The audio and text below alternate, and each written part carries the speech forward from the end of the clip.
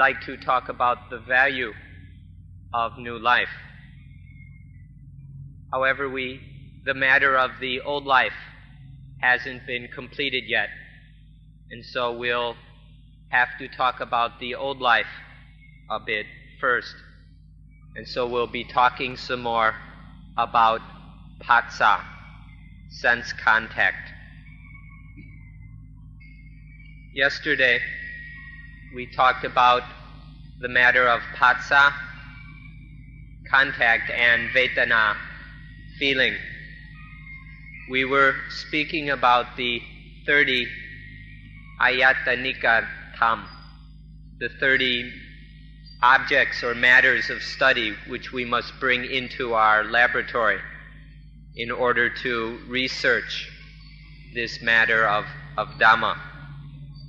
And so please prepare yourselves now for us to go into this in greater detail, in more subtlety. Please prepare yourselves to listen carefully. In Buddhism, we hold that the feelings are the originating cause of all problems. For this reason, it is taken to be the most important subject, these vedana, which we can say are the original cause of all problems.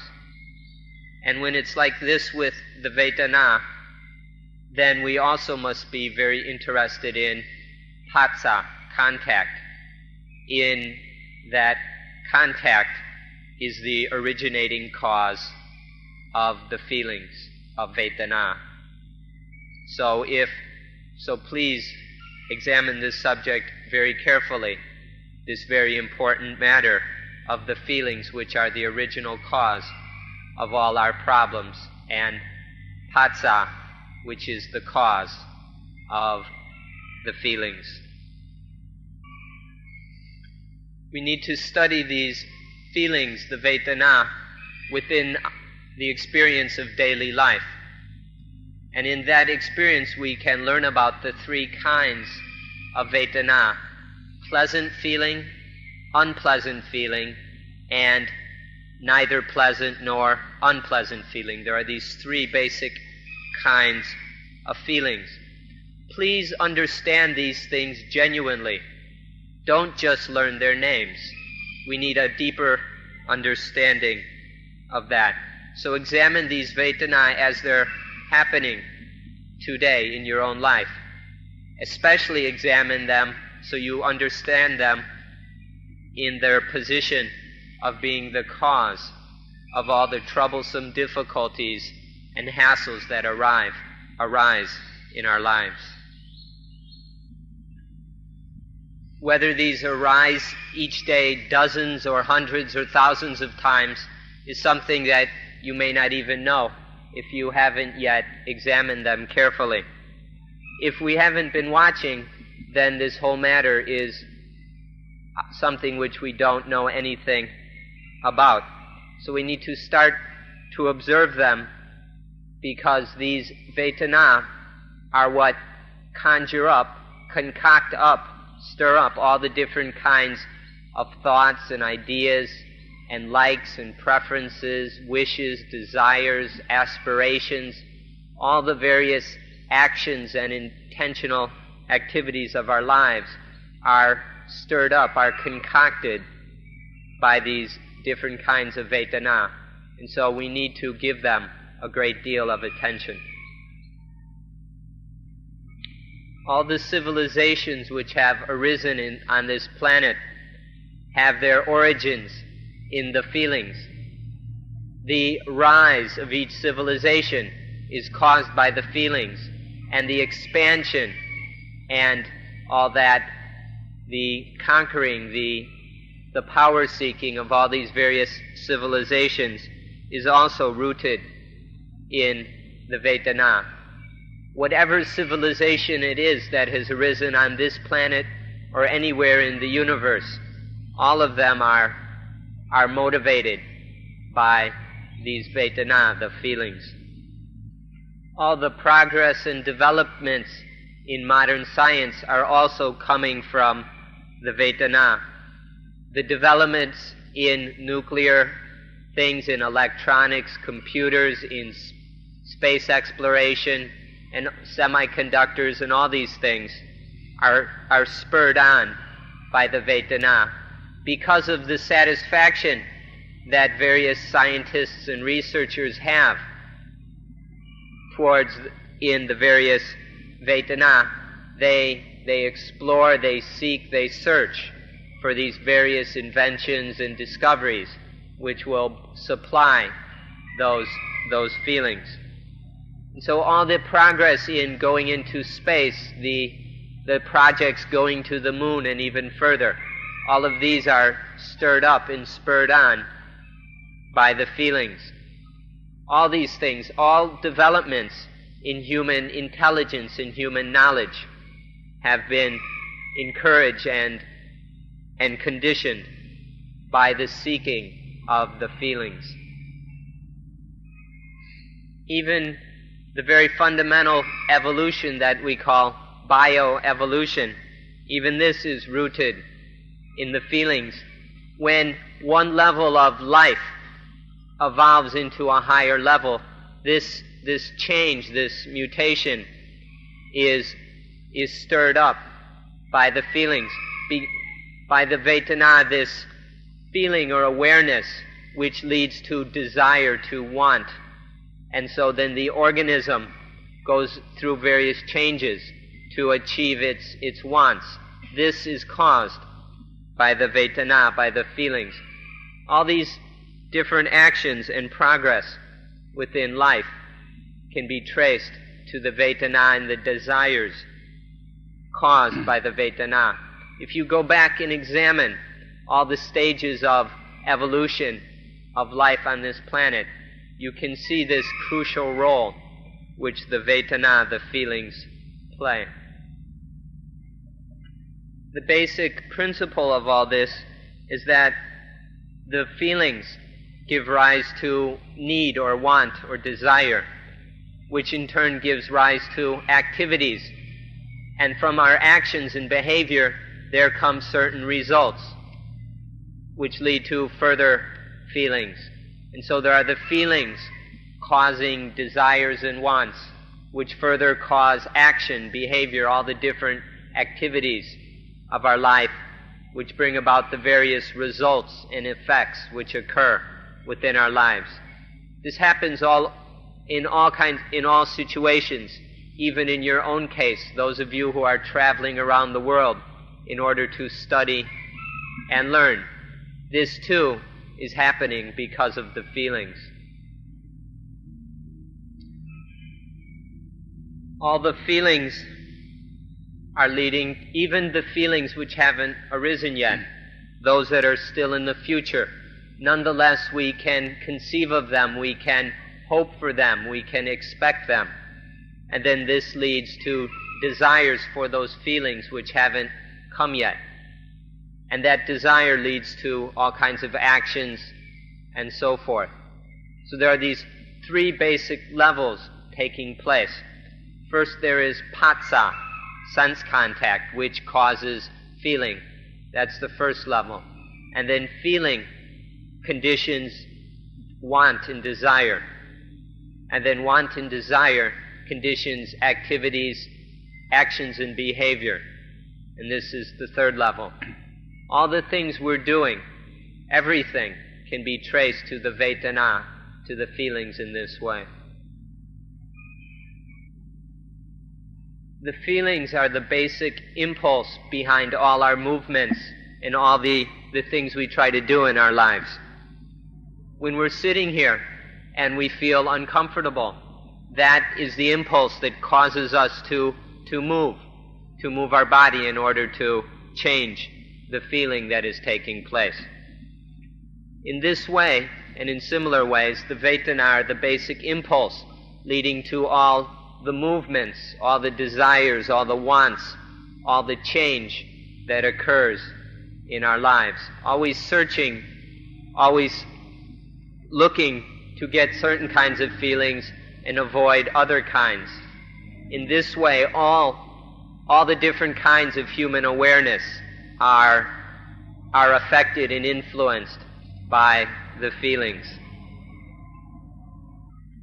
Even the people who believe in rebirth or reincarnation or whatever, this is also caused by the feelings. Because of certain feelings, people want to go and be reborn in a certain state or condition or heaven or place or whatever, in order to get the feelings they think will be there. So rebirth is caused by the Vedana. Even wanting to be with God, even wanting to go to the kingdom of God, this belief is also rooted in the feelings. This desire to be with God is a desire of the feelings, the wanting of the feelings, in order to get the certain feelings which we think are associated with the kingdom of God. Whatever kind of hope, want, aspiration, goal, or whatever, all of them can be traced to the feelings. So this, if you can start to understand this, then you will be starting to understand the fundamental principle of Buddhism that says that everything originates from the Vedana. Even the desire to die is coming from the Vedana, because we want to get out of or change from the current feelings. Then this leads sometimes to the desire to die, or even the desire to live is caused by the wanting the kind of feelings that we're experiencing now in this life. Whatever kind of want or aspiration or goal, all of these things, everything that exists can be traced to the Vedana one way or another. All the different sentient beings, whether all the beings that have the ability to sense, all of them, whether on a very low level or the animal level or the human level or the so-called divine or angelic heavenly levels, whatever level of sentient being it is, all have fallen under, have been enslaved, are trapped within the feelings. If we look at this from the negative or pessimistic view, we'll say that the Vedana are the things to which we are enslaved. If we take an optimistic or positive view, we'll say that the Vedana are the things that motivate, that push us to do all the things that push us to progress and develop in life. Let us stress once again that all of you who have saved up your money have worked to save up money in order to travel and wander around the world. This is motivated. What is pushing you? If you look, you'll see that it's the desire for feelings, for a change of feelings. You want to get some new feelings. All this traveling can be traced to this. Those of you who are traveling as part of your studies, even these studies are being pushed and motivated by the feelings, wanting to get some new feelings, wanting to change the feelings. Everything is motivated by these feelings. So please study them very carefully, because these Vedana are actually more powerful even than God. Excuse us for saying so, but God doesn't have near as much power and control over us as the feelings do. These feelings have much more ability to force us to do this and that than even God does. So we need to study them most carefully. Therefore, if we want the old life, then we'll continue to be slaves to the Vedana. However, if we want new life, then we need to become masters of the Vedana. Which one do you want? What choice will you make? If you're interested in new life, then we have to learn how to be the masters of the feelings. And so we must come and study them, examine them very closely. If you're interested in the new life, then please join us as we examine this matter further. Don't forget now that we've all eaten that fruit that makes us know good and evil. We're all the descendants of Adam and Eve, and so we've eaten this fruit long, long ago. Remember that from eating this fruit now, we've gotten trapped under the power of good and evil. And this good and evil is really nothing but the feelings. Feelings give rise to good and evil. Good and evil are just the wants and likes and dislikes of the feelings. Since we've eaten this fruit already, now it's time to vomit up this fruit which is causing us all that trouble. And so it's time to study the Vedana in order to learn, to discover the knowledge that will enable us to vomit up that fruit. And so we come to study Buddhism with the Dhamma, which will provide us with that knowledge, which contains that knowledge. There are a few more things about the feelings which we need to look into. For example, when we talk about good and evil, that's only two things, which isn't really enough. In Buddhism, we don't say that there are just two kinds of feelings, just good feelings and bad feelings, but we hold that there are three. So there's both good feeling and then bad feeling, which everybody can recognize, but there's also a third kind of feeling where we can't classify it. We're unable to classify it as good or bad. So when we do this classification, don't settle for just two categories. We ought to be aware of three. We can classify them as good feelings, bad feelings, and the ones where we can't say whether it's good or bad. We need to understand this third kind of feeling if we're going to have a complete understanding of the feelings. When people are classifying things as good and evil or positive and negative, that isn't enough. It doesn't encompass the entire situation. There's a third thing which is in the middle, which is between good and evil or positive and negative. So we need to understand this thing. When the feeling is good or pleasant or positive, whatever you want to call it, that draws the mind towards it, that pulls the mind, attracts the mind. When the feeling is evil, bad, or negative, that repels the mind. The mind either wants to destroy that feeling or run away from it. But there's the third feeling, which makes the mind wonder and doubt. It doesn't know whether this is good or bad. And so instead of moving towards it as it does with pleasant, good feelings, or moving away, running away as with the bad feelings, it runs in circles. The mind spins around and around this feeling because it doesn't know what to do. We're not sure exactly what to call this third kind of feeling. We could call it unclassifiable or not yet classifiable or uncertain or whatever. But the point is to understand the effect or the influence it has on the mind. The good, pleasant feelings give rise to what we call raga or lust.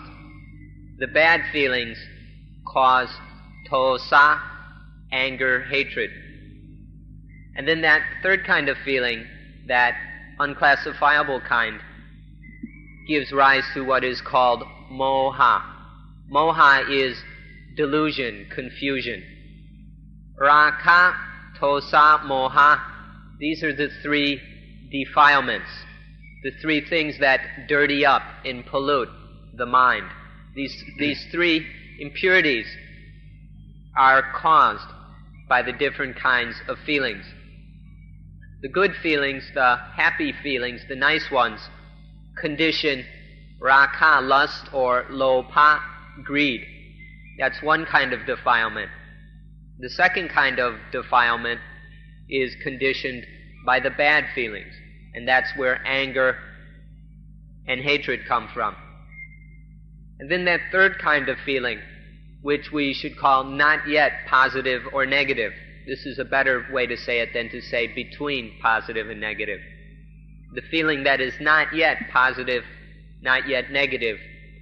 This conditions the defilement of delusion, confusion, moha. All three defilements, the three kinds of defilements, can be traced to the three kinds of feelings. If we don't understand, and so we should study these defilements also, because if we don't understand these three defilements, we won't understand the feelings sufficiently. We should be very careful about using the word between or in the middle.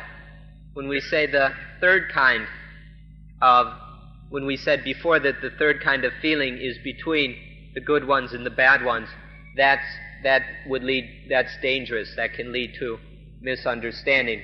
Because usually when we say in the middle, to be in the middle or between good and evil is safe.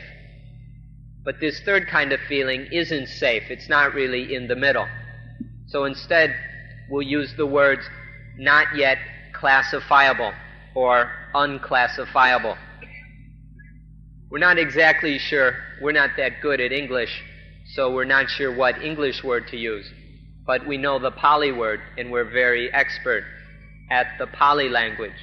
The Pali word is avahyakata, avahyakata, which means Vayagata means not yet classified or unable to classify.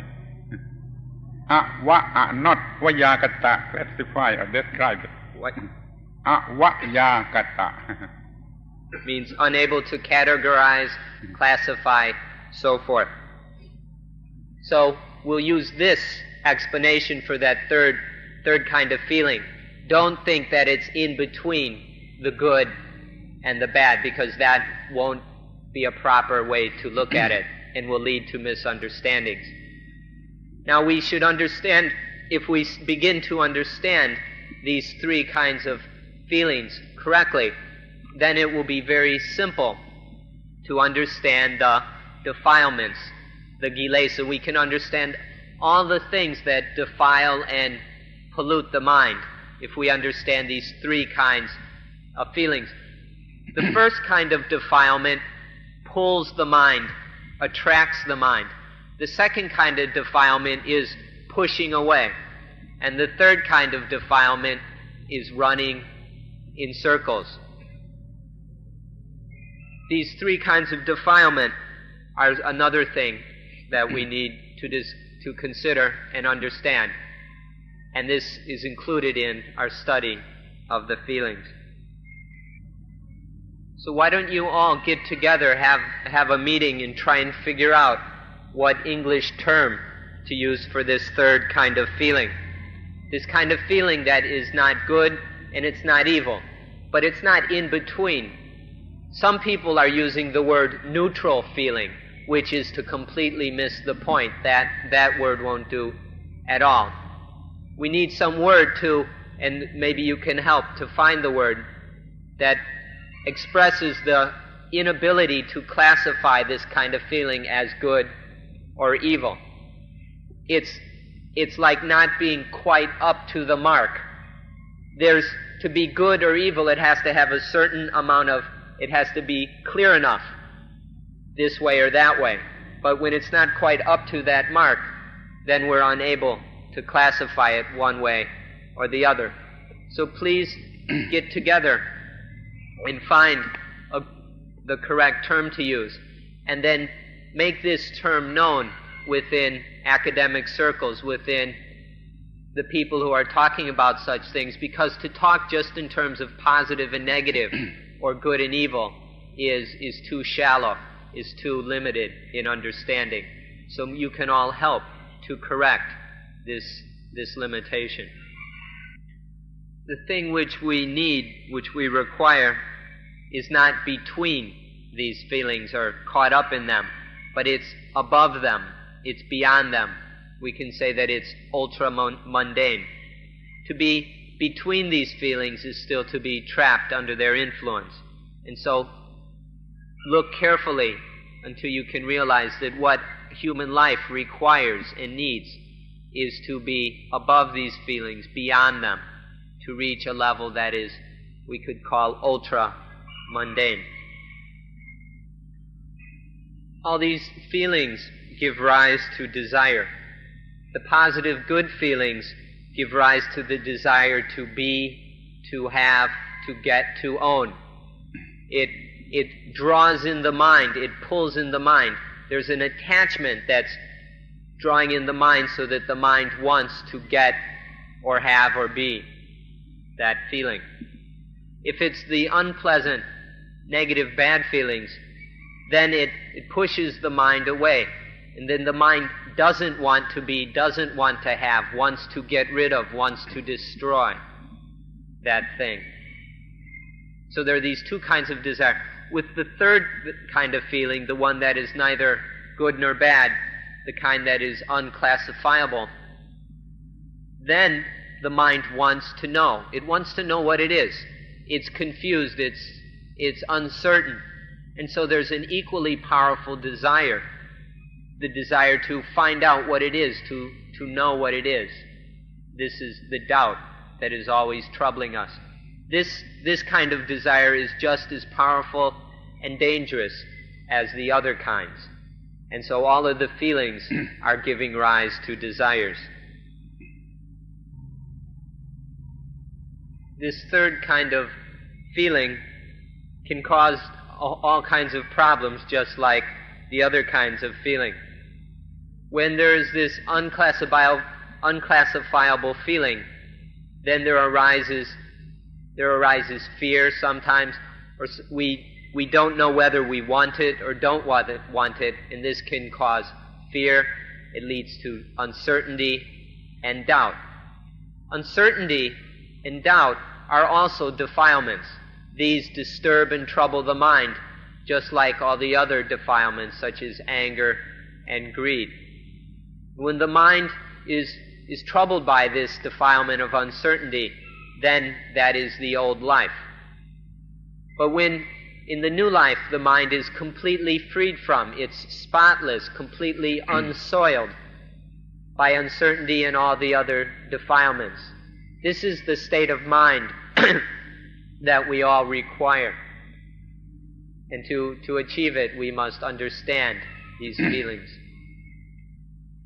Another way to look at this that will help you to understand is to take different opposing pairs and compare them. For example, optimistic and pessimistic. There was a very, very well-known German scholar who went around saying that Buddhism was pessimistic.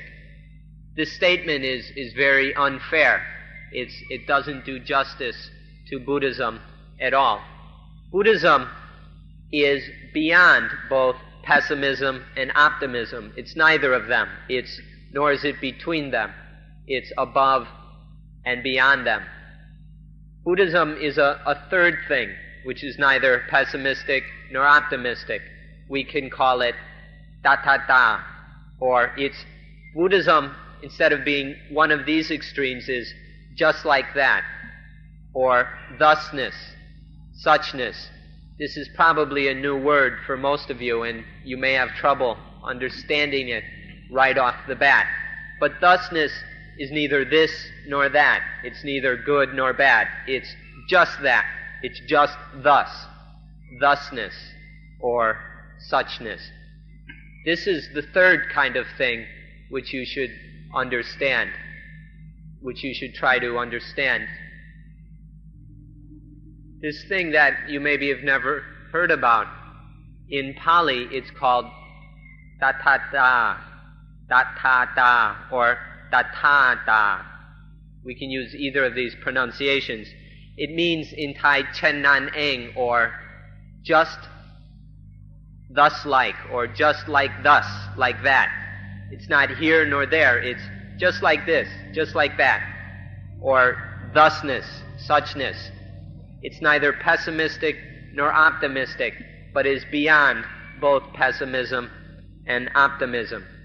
It's not caught up in any either extreme of a duality, but it transcends all of the duality, all of those pairs. It's not trapped within any of these dualistic limitations. Tathata is what Buddhism is about. The person who fully realizes, fully penetrates the truth, the reality of Tathata is called an Arahant, one who has completely gone beyond all defilement, one who is completely free of all defilement. Another word for this is a perfectly enlightened being, or a perfected human being. This is the Arahant, the one who has fully realized the state of thusness, the condition of being just thus. This is what Buddhism is about. There's one more thing we'd like you to know, and that's this point, is that when we come to study, to examine very profound Dhamma, the real deep and subtle truth, we don't have the language to express it. When we want to come to talking about this Dhamma, this very profound thing, all the normal vocabularies that people are using don't have words for these things, because ordinary people aren't interested in profound truth. So in all the vocabularies and languages that people are using, we don't have the words to talk about this thing, Tathata. Tathata is the most profound truth, but we don't know how to express it. When we say in Thai, chen nan eng, chen means like, nan is that, eng is just or merely. So we could say that Tathata means just like that. But this isn't right, because we're using that. And that is the opposite of this. And Tathata is neither this nor that. It's neither in nor out, here nor there.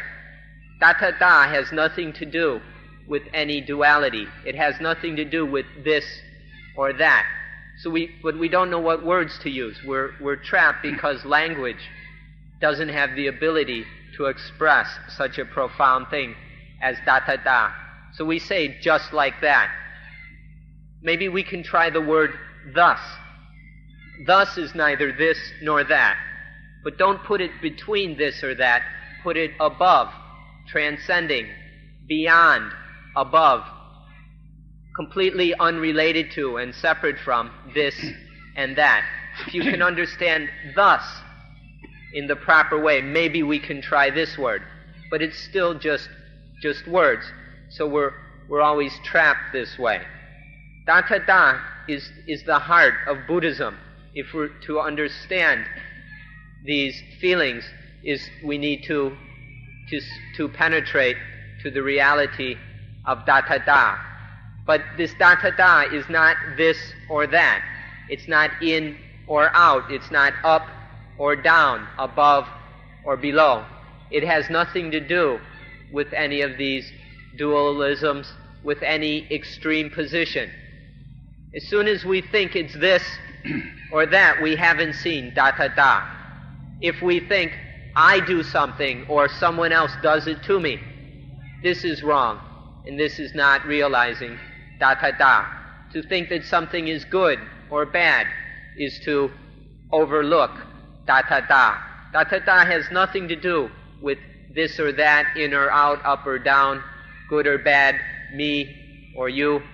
Tathata is just thus, the state that is purely thus or such, completely above, beyond all duality. This is the heart of Buddhism, but we're stuck. We don't quite know what words to use. But if we can understand this reality of Tathata, of thusness, of suchness, then we can get to the bottom of the feelings. However, there's maybe one word that can help us here. Tathata, what we're talking about, is neither positive or negative. It has nothing to do with all the dualities. We've got one word that can help us to understand what we mean here, and that word is sunyata. Sunyata. Sunyata means void, void or voidness. This word can help us to understand, if we can understand what voidness means. Unfortunately now, most people take void to be a negative or pessimistic thing. They get carried away and jump on this word right away and start judging it as pessimistic. But void has nothing to do with optimism or pessimism, good nor bad, negative or positive. It's neither this nor that. It's void, completely void and empty of all these dualities. It has no dimension. Sunyata has no dimension, so it cannot be this or that, in or out, up or down. It's completely dimensionless. It's void. It's void. So this word sunyata, if we try to understand it with an open mind, can help us to understand. If we can keep ourselves directed towards the ultimate goal of human life, then we will realize void or sunyata. But it's very, very difficult to convince people that this is what we need, that this is what we require. It's very, very difficult to get people interested in sunyata, especially children. Children, they're not interested in void. They want things that are happy and nice and fun and all that. Even adults are not very interested in sunyata. All they want are the positive, the good, and all that. But sunyata is what we really need. It's above or beyond all that negative and positive, the good and bad, the up and the down, the wrong and the right. All those dualisms, all those pairs that are keeping us trapped and in suffering. All the feelings, the vedana, are drawing us into these conditions of good and bad, whether it's the happy feelings or the unhappy feelings or those uncertain, unclassifiable feelings. They're always pulling us into duality, getting us confused in, caught up in, and thereby tormented by duality. And so the goal of life is to transcend all that, to be above it, beyond it, free of it, to be void of all that duality.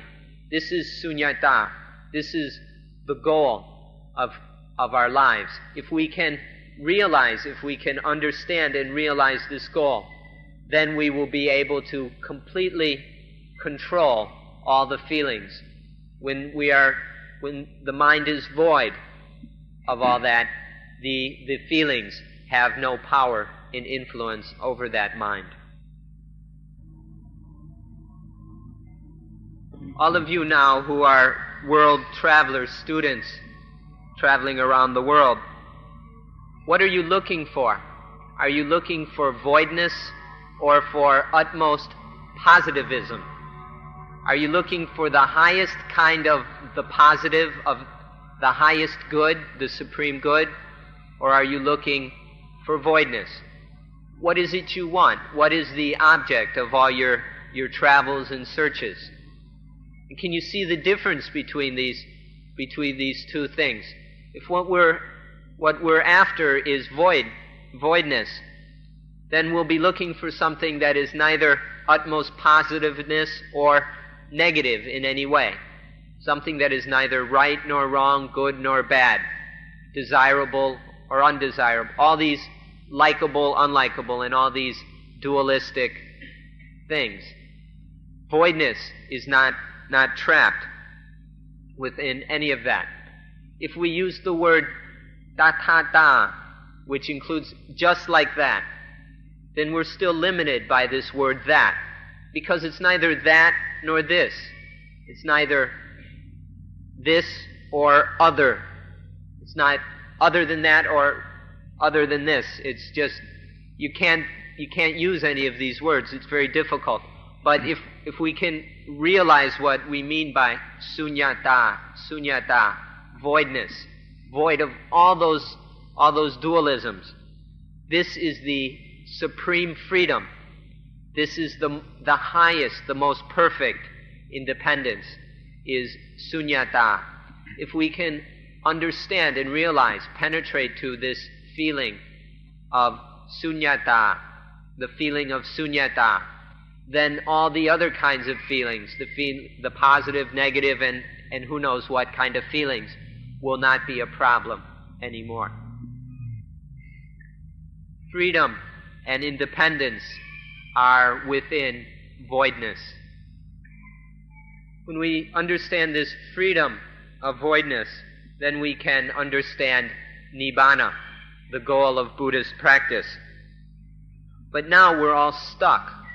We're all stuck on positivism. So when we hear da-ta-da, we attach to that. Or then when we hear not that, then we attach to other. And we hear not other, and we attach to this. Because we're so stuck in positivism. But if we, with sunyata is neither this nor that, neither self nor other, up nor down, right or left, good or bad, right or wrong, positive or negative. Sunyata is nothing dualistic. Sunyata is free, it's void, it's independent. This is the highest state that the mind can realize. This sunyata, this freedom, this independence, when it's perfect, when there's no attaching to this or that, positive or negative or any of that, then the mind is void, and then the mind realizes Nibbana. Nibbana is the ultimate goal of Dhamma in Buddhism.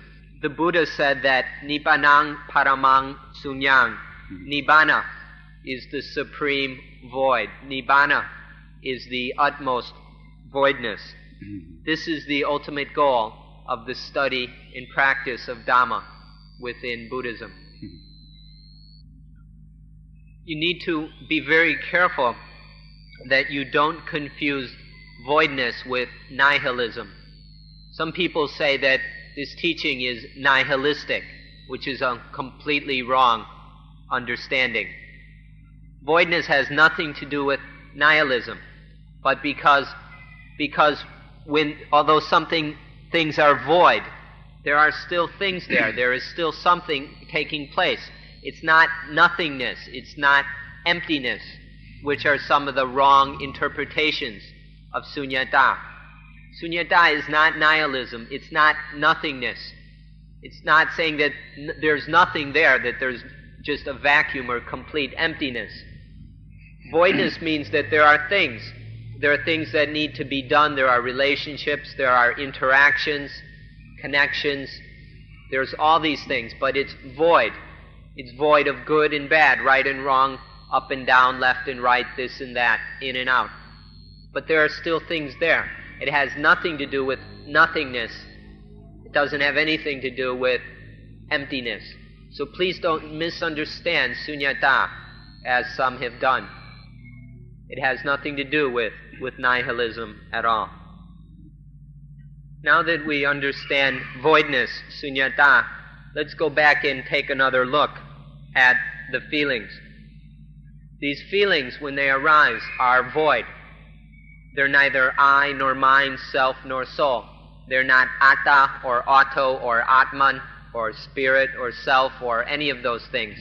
They're not individual or personal. They're just feelings. They're not I or mine.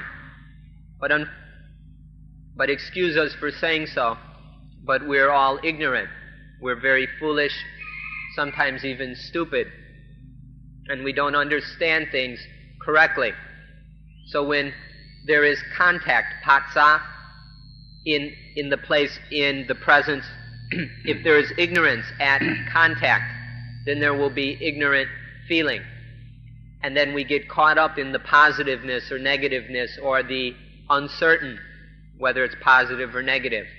And then that quality leads to a desire for more, a desire to get rid of, a desire to know.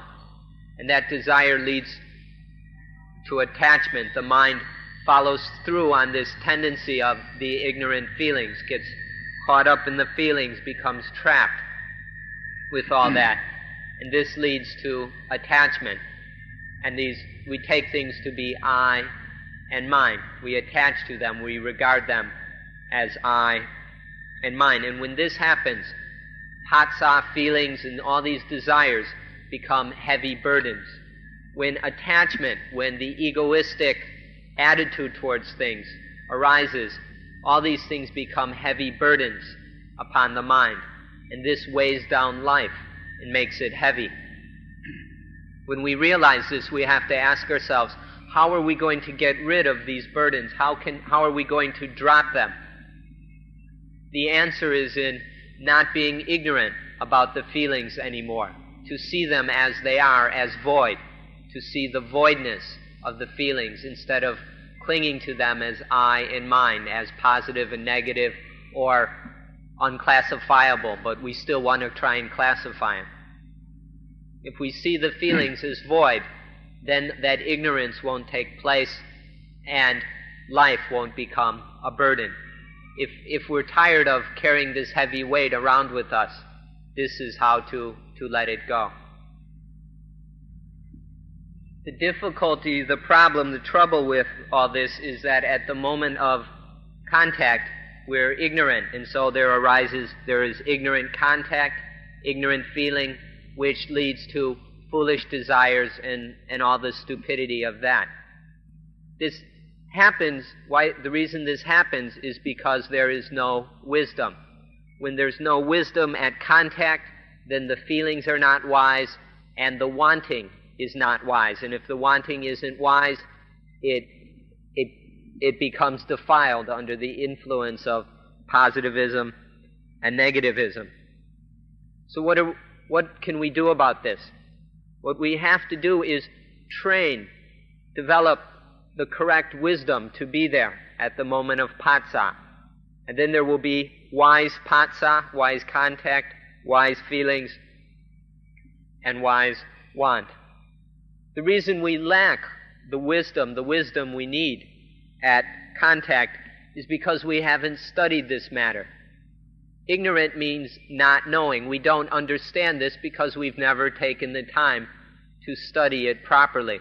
And so we lack this knowledge and wisdom that we need to manage the situation. And so we have to then turn to studying these things properly.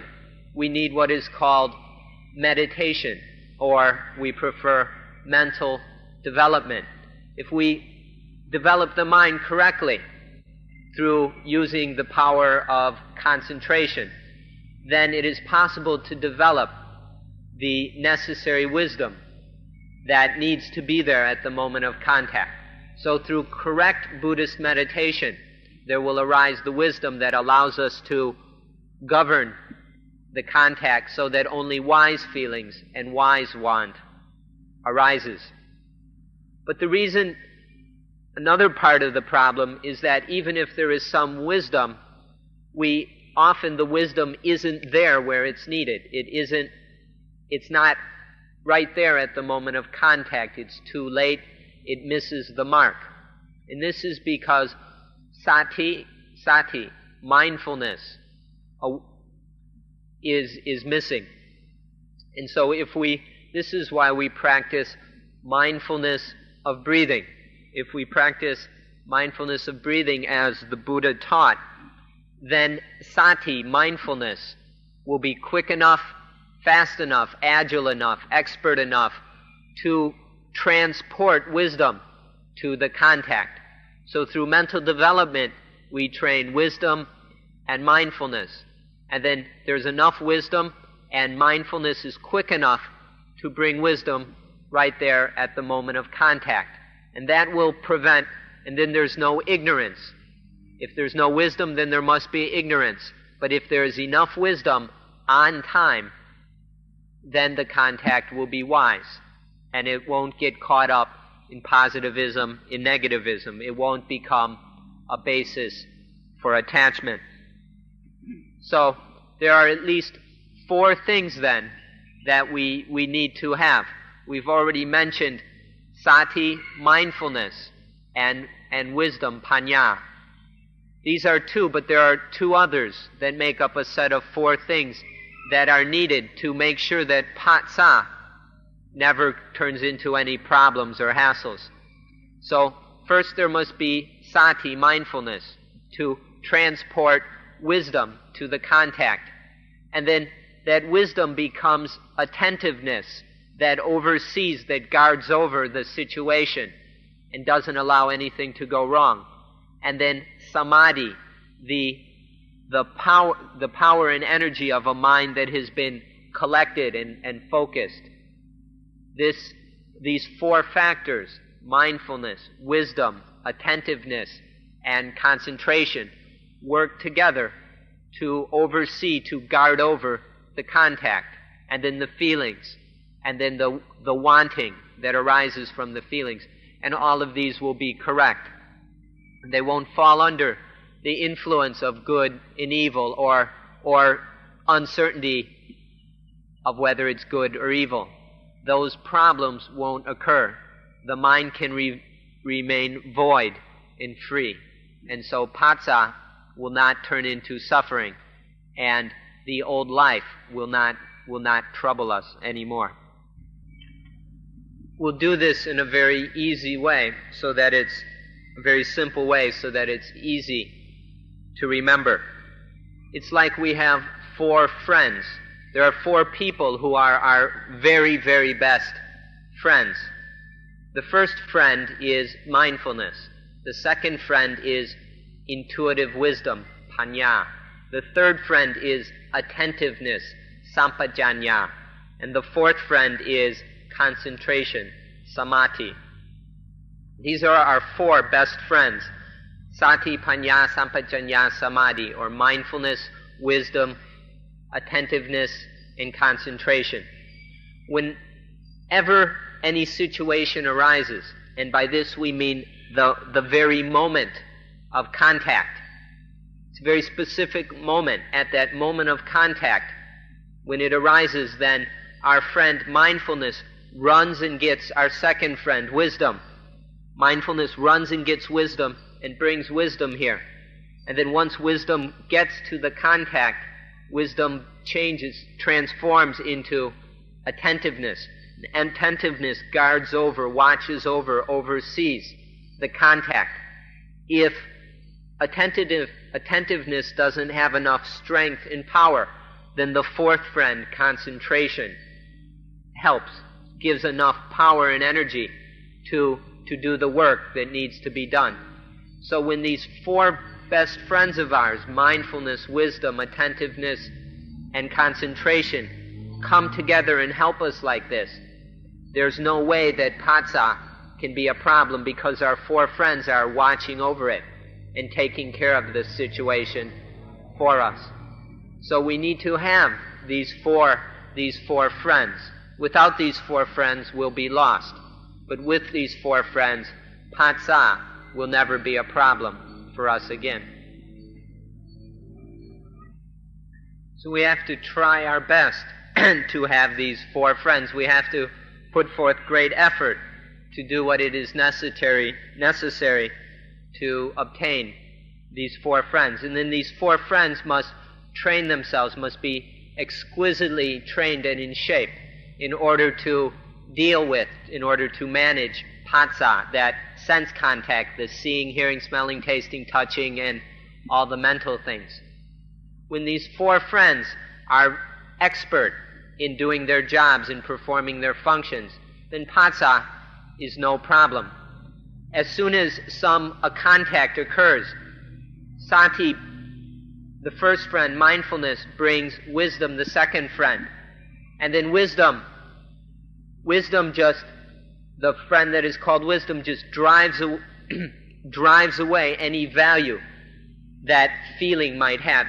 Once there is sense contact, there must arise feeling. Feeling will automatically arise in response to contact. But the value of that feeling, positive or negative or the uncertain kind, that is just driven away. Our friend wisdom just says, get out of here, leave us alone, don't bother us. And this thing then can't stir up into all the problems of good and evil, or we're not certain whether it's good or evil. This friend we call wisdom, intuitive wisdom, ultimate wisdom, has the mantra, suchness, thusness, voidness, get out of here, leave us alone. And then there's no problem. In this way, Patsa is kept from being ignorant, and the feelings don't have this diluted value of positive or negative or undistinguishable. And then that can't get concocted up into all the foolish desires and attachments and suffering. And when it's like this, then those feelings, when the value of those feelings is driven away, then there's just feeling. And the feeling is free. It's independent. And this is the kind of feeling that a human being needs. The feelings that are free. With adequately trained, when our four friends are expert, then the result will be that feeling is free. It's independent. It's void. In some sects of Mahayana, in some of the Mahayana sects, they have a mantra. They utter the mantra. They utter the words suchness, voidness, or only such, only void. They use this mantra to drive away, to drive off, to chase away the value of the feelings. In this way, the feelings are intelligent, are wise, and when the feelings are intelligent, then the mind is intelligent. When the feelings are ignorant, then the mind is ignorant as well. But when that ignorance is dispelled, is gotten rid of, then the mind is not ignorant. And so, by using this mantra, thusness, suchness, voidness, right at the moment of contact, the feelings are free. They're free of positive, negative, and who knows what, that unable to distinguish one. And then they don't lead into all the problems we've been talking about. So you would all do well to practice, to become very proficient in this mantra, thusness, suchness, voidness, thusness, suchness, voidness. Say it over and over again until you're so skillful and fluent with this mantra that at every contact, this mantra arises automatically and drives away any value that Vedana might have. And then those feelings are wise and intelligent. The mind remains wise and free. This friend of ours, wisdom, comes and says, thusness, voidness, suchness.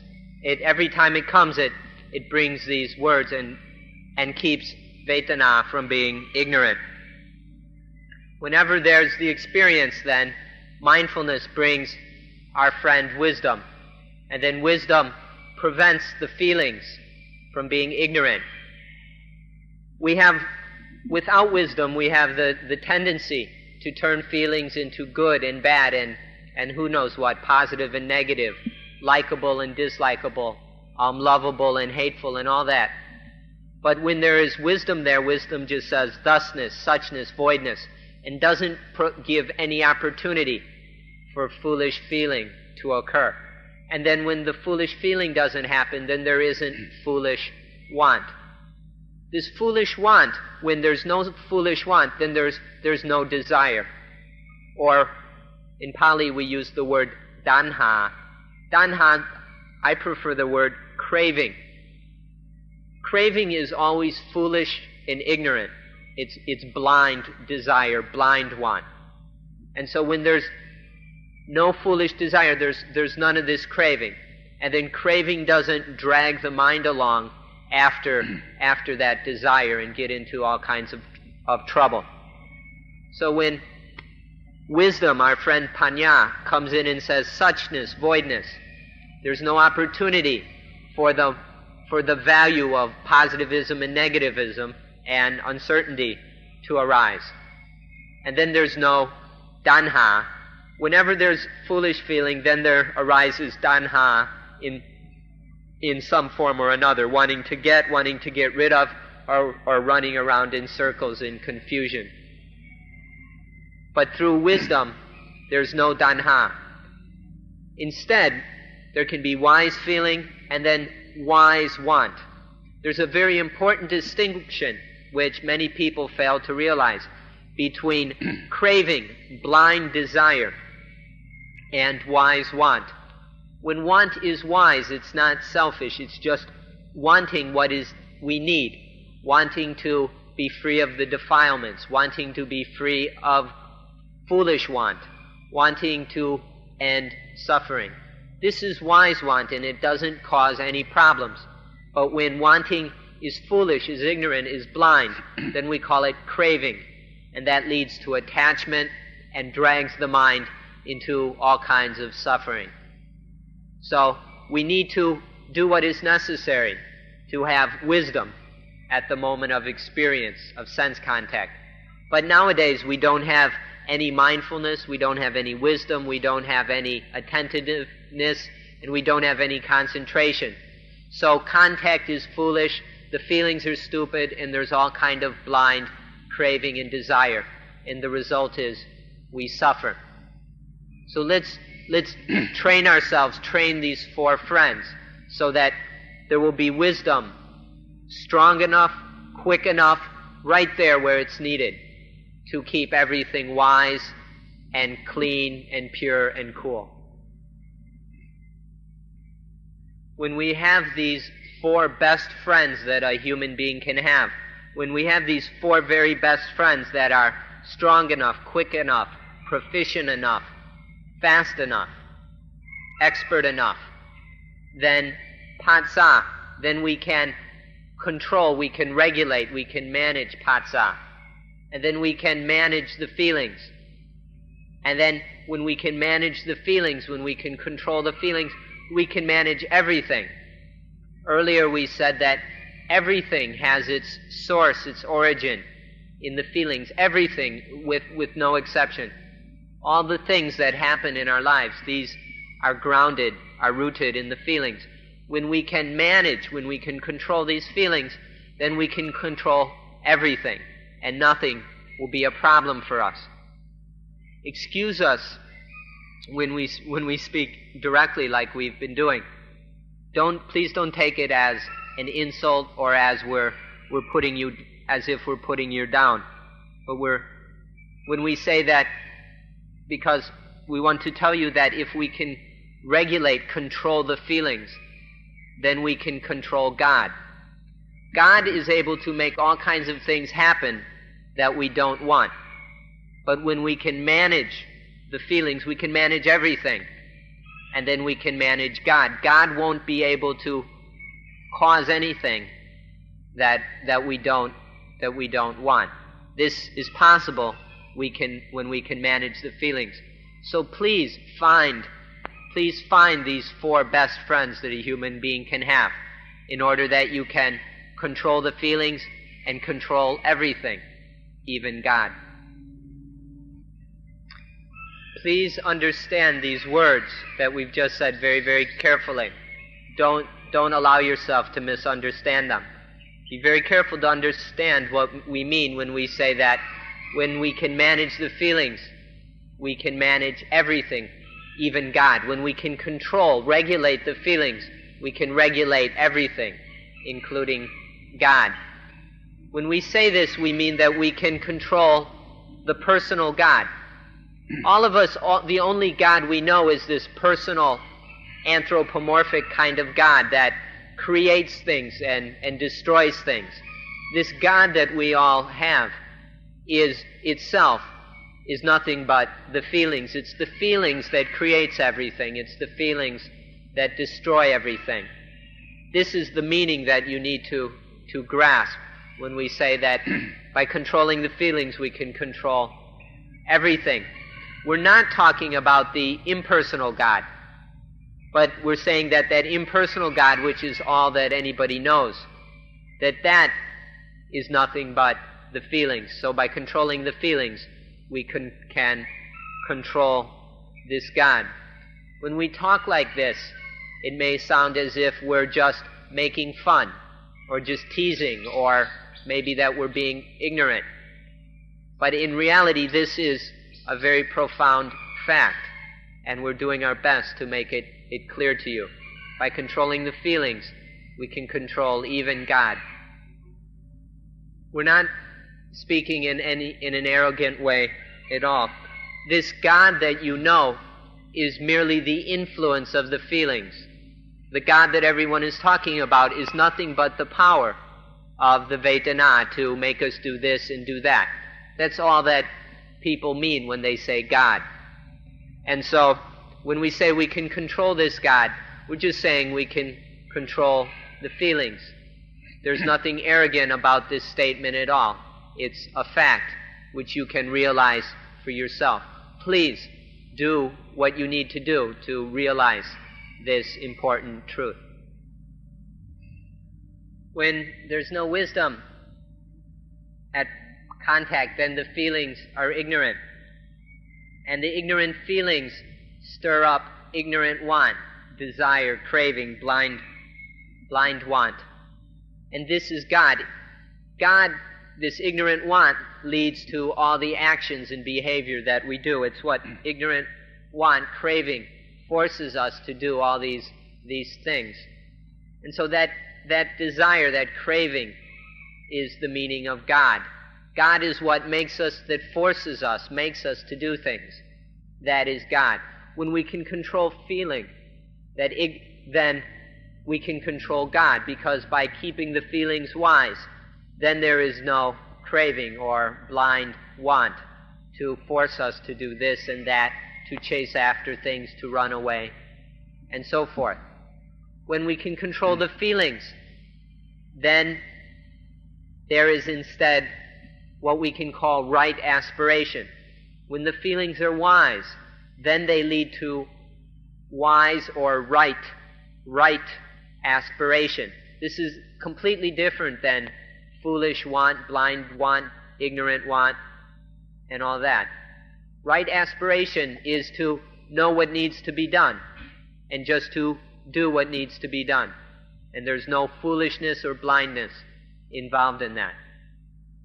So this is how we can control God, that God of danha, of craving, that makes us do this and that. We can control it by being wise at the feelings, and then there will be only wise aspiration.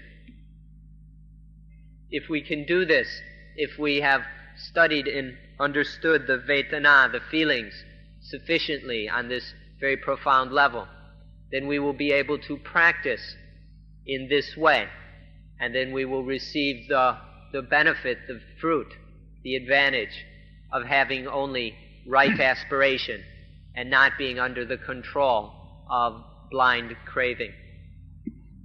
We have to be very careful about this word want, because there are two very, very different kinds of want. On one hand, there is the blind, ignorant want that we call craving, tanha, but there can also be wise want that is right aspiration. These two kinds of want are more different than black and white, and so be very careful to notice the difference. When there is ignorant feeling, the mind gets caught up in the values of those ignorant feelings, and there arises blind want.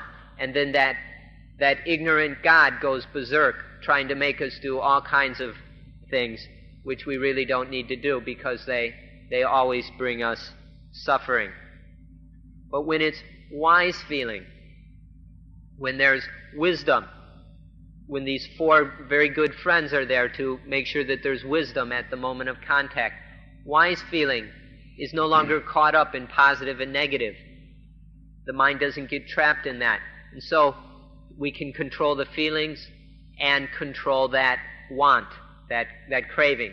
And so instead of blind want, we have wise want, right aspiration. Right aspiration is something that we ought to have. We ought to have it, maintain it, and use it. Because if we have and use right aspiration, then we will do the things that are necessary within our lives, and there won't be any suffering. So we should be very interested in this point, in having right aspiration rather than blind want. Then we will have the correct God. Instead of having some insane, ignorant God that causes us problems, with right aspiration, we have a wise and benevolent God. A wise God that does not force us into suffering. So learn the distinction. You ought to be very interested in this distinction between right want and foolish want. Now we'd like to look back over this succession of events that make up the old life. The old life begins with old patsa, or ignorant patsa. When we're ignorant at sense contact, whether it's the eyes, ears, nose, tongue, body, or mind, then there arises ignorant feeling. And the mind getting caught up in the values of ignorant feelings leads to blind want. Blind want is desiring all kinds of unhealthy, crazy things which will get us into more and more trouble. Once there is danha, craving, blind want, ignorant want, it starts to solidify, or if it hangs around enough, if it coagulates enough, then it becomes what we call upadana, attachment. This is when the feeling of desire turns into the concept I desire, or the desirer, the wanter, the craver. First there's just wanting, desiring, craving. But then this develops into the concept that if there's craving, there must be a craver. If there's want, there must be a wanter, a desirer. And so that ignorant want becomes the ignorant, foolish concept of wanter, desirer, craver. And this then is what we call upadana, or attachment. This may not sound logical to some of you. Some people think that to want, there has to be someone who wants first. Some people's logic says that you have to have the I who craves, the craver, before you can have craving. This is how some people think. But we don't take logic as our standard, we take experience, reality as our standard. And if we examine the truth of the situation, we'll see that in reality, want, ignorant want, craving comes first. Then the concept, the thought that there must be a craver, a wanter. Once there is this craver or wanter, this concept, then this develops further. The mind goes further astray, gets more caught up in this ignorant delusion, and it's the ego, the I, is growing, or the self begins to exist. In Pali we call this bhava, or in the Thai pronunciation, bhava is this ignorant illusion of self. Now, for many of us, we still believe in this self. But if we have been understanding how the ignorant feelings turn into the ignorant desires, into the ignorant craver, we see that this is all a series of illusions, of mistaken identities. And so when the self begins to exist, this is just a further misconception, a misunderstanding. But it's what's going through the mind, and we take it to be real. because we haven't compared what's in the thought in the mind with the reality of what's taking place. Once the self exists, then that self, it's ready to enter the playing field, to run out onto the field. And then when it's ready, it's on deck, like a baseball player, and then it's born. It comes up to the bat, it goes out onto the field and gets beat up in some nasty football game and gets caught up in all kinds of suffering. This is what happens. This is how the old life works.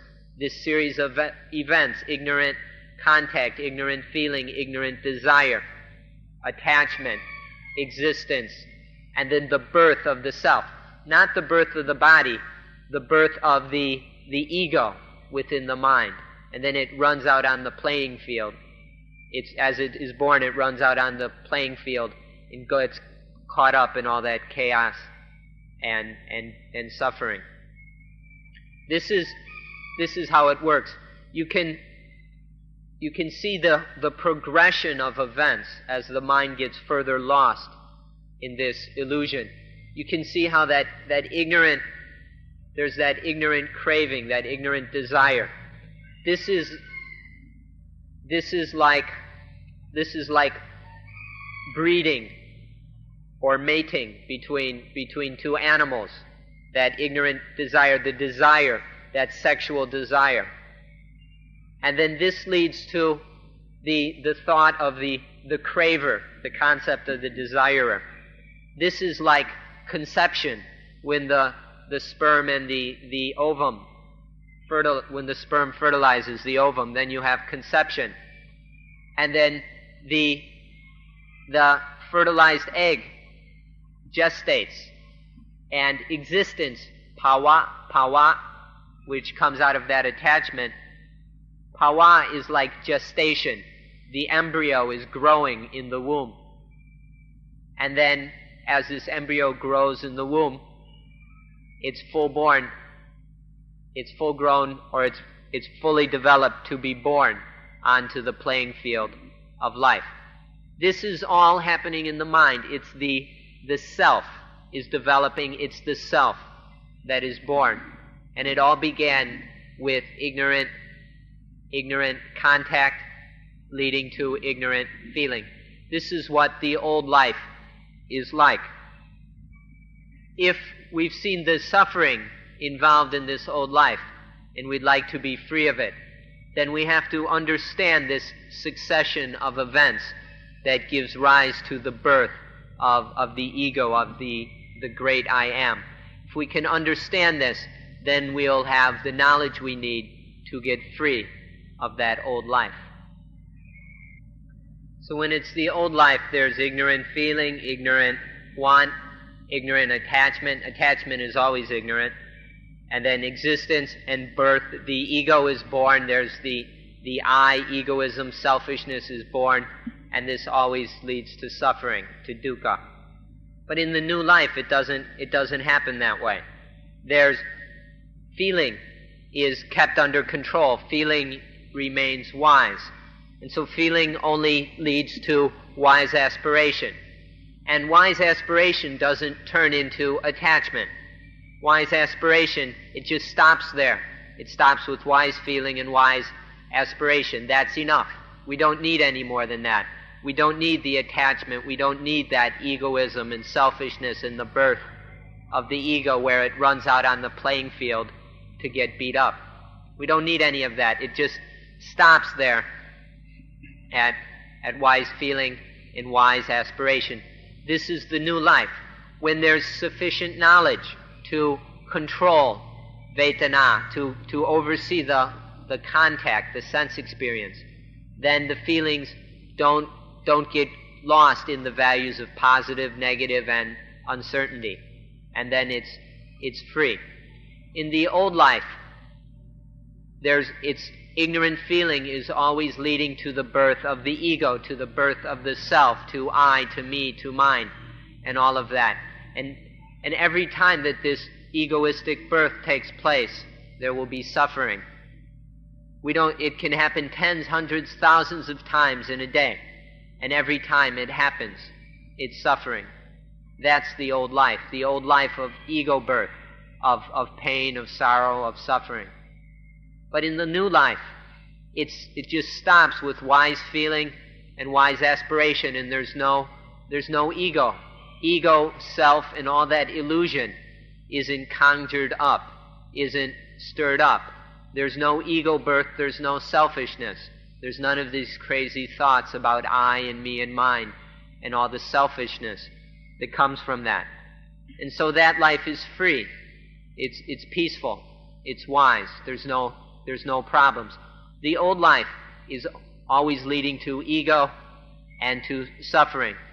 But the new life, because of wisdom, is free. It's calm, it's peaceful, and it's cool. It's free of all that birth.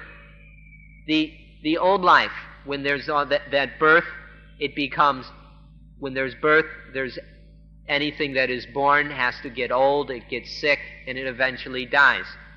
But in the new life, there's no birth, so there's no getting old, there's no getting sick, and there's no death.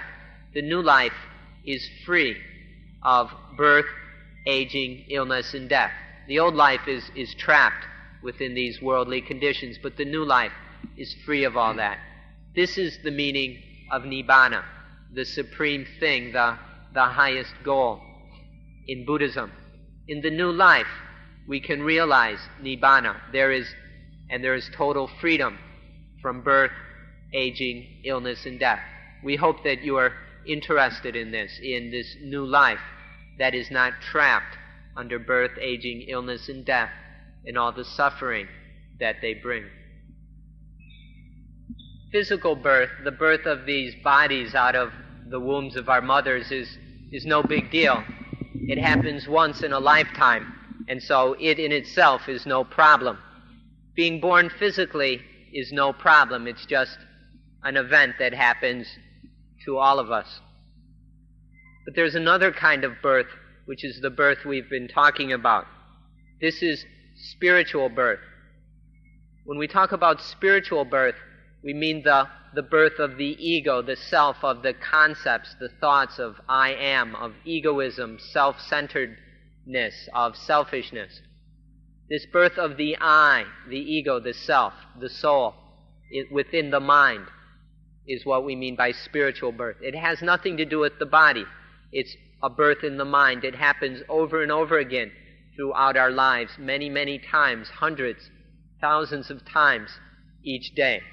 This is the spiritual birth that is stirred up by the ignorant feelings and ignorant desire and attachment. This is the spiritual birth that always leads to dukkha, to suffering. Whenever there's some ignorant wants in this direction or that, wanting for this and that, then it leads to being born in some form or another, born in some condition or state or another, being born as this, as that, as him, as her, being born in all kinds of different ways. And whatever the kind of birth, whether it's animal or human or celestial, whatever the kind of birth, and you're going through many of them in each day as the mind keeps changing and under the influence of the feelings, whatever the birth, it will always bring suffering. It will always bring pain, conflict, unsatisfaction, discontent, friction in one form or another. That's the old life that is trapped within that spiritual birth. But in the new life, there is none of this birth. There is no I and mine and ego and self and soul taking place in the mind, and so the mind is free. This is the mind that realizes Nibbana. Nibbana, the utmost voidness. Nibbana, coolness, perfect freedom. This is something that we won't have time to go into today. We'll save it for a later lecture. We'll save the discussion of Nibbana because it's for another time, since it's such a very important issue or thing to talk about. But the point to know now is that by studying and controlling the Vedana, spiritual birth won't take place. and then there won't be any suffering. And then we have this thing we call the new life that is free of birth, aging, illness, and death. Birth, aging, illness, and death as physical processes are not important. They're just natural things. But birth, aging, illness, and death in the mind, the deluded mind that is attaching to these things as I and mine, that brings great suffering. Physical death is no problem, but the attaching to death as I and mine brings great suffering. So we have to get to know all these things. And so in order to control the Vedana, we must know ourselves. We have to study ourselves. It's kind of funny. You need to study yourself, but there's no self. You'll have to figure this one out too. You yourself must study and practice the Dhamma. But that self that has to study and practice is not a self. Can you understand the meaning of this?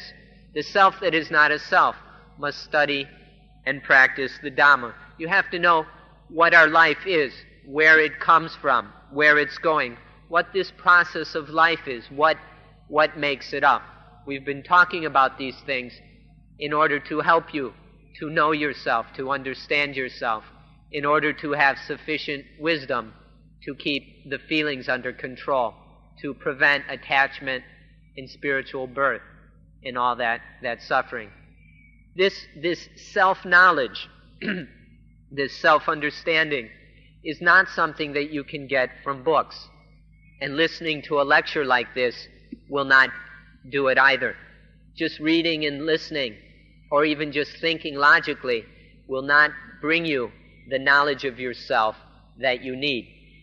This self-knowledge must be found by studying our own lives, by being very aware and mindful of the process and events of our own life.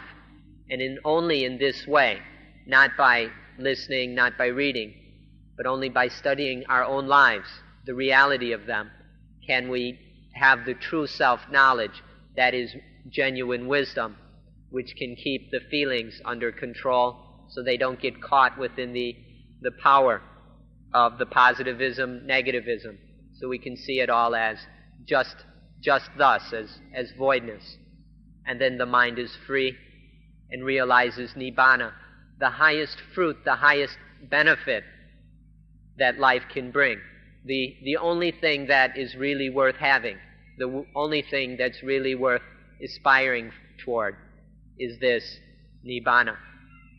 So we request that you allow us to end the lecture at this point, and we'll save the discussion of Nibbana for another time.